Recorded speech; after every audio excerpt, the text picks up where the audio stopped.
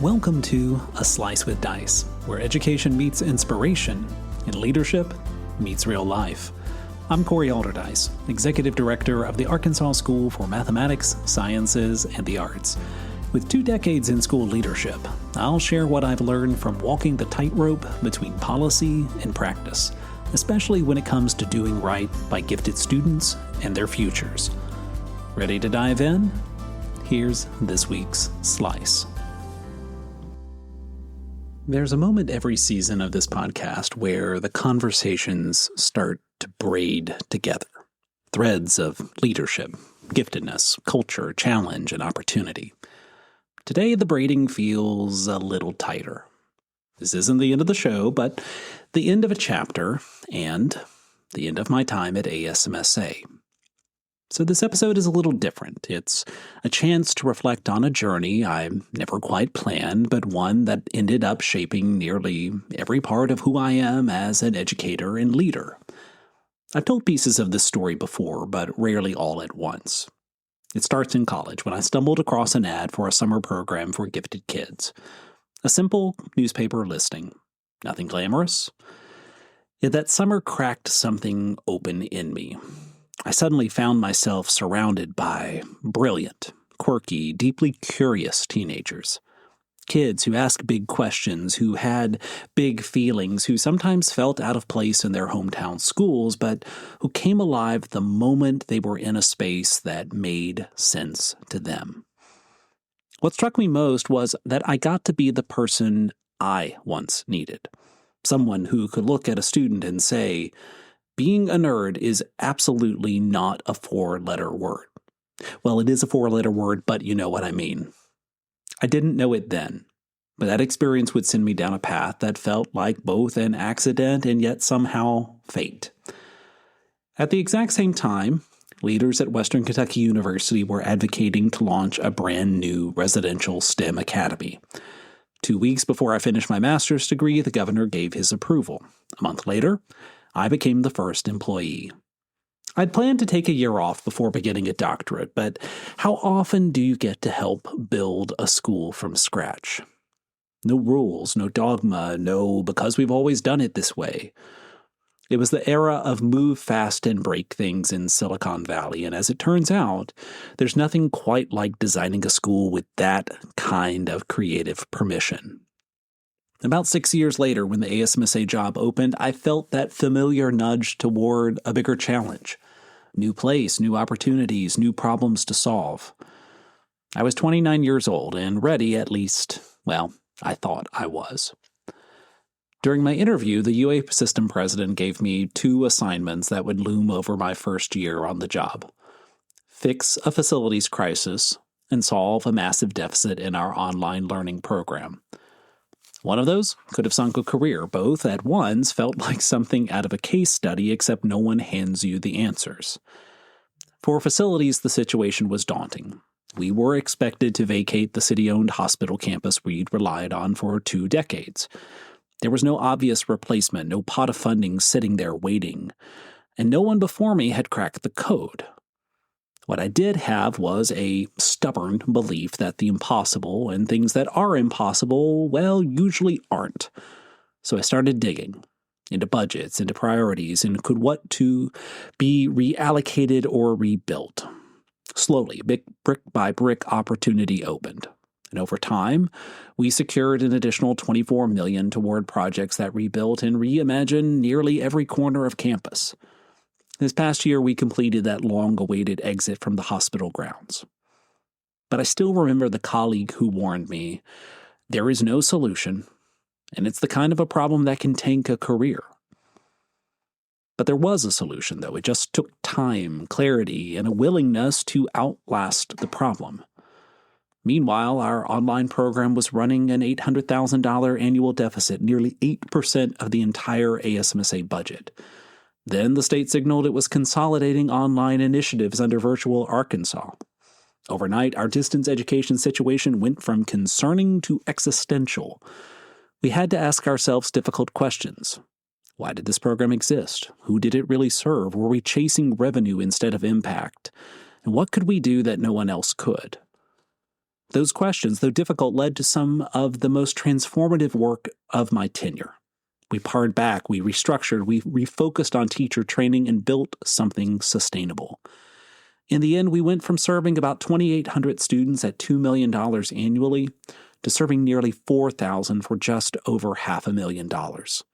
A 75% cost reduction, a 40% increase in reach, and a clear path to reinvest in the campus and programs that define ASMSA. Across those early years, and honestly, I think throughout all 13 and a half, I kept returning to the same North Star. Exceptional educators make exceptional experiences.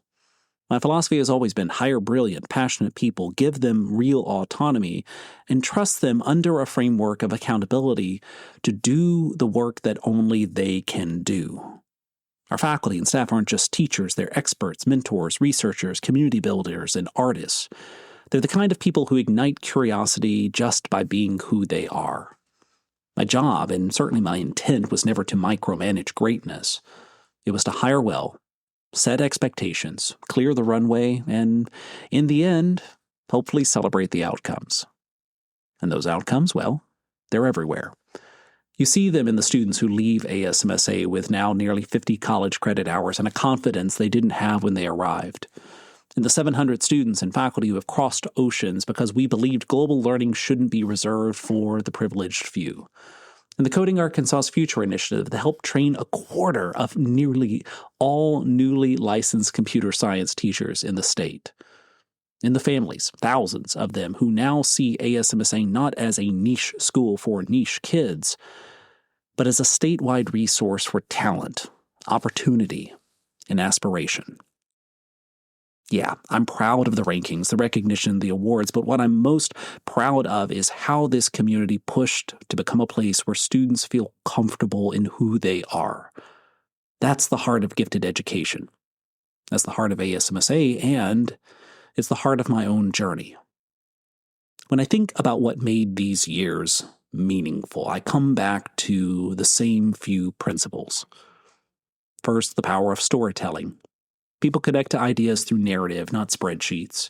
Even my favorite saying, base hits win baseball games the same as home runs, they just don't make the highlight reel, is really just a story about intentional progress, about the quiet, consistent work that builds something lasting.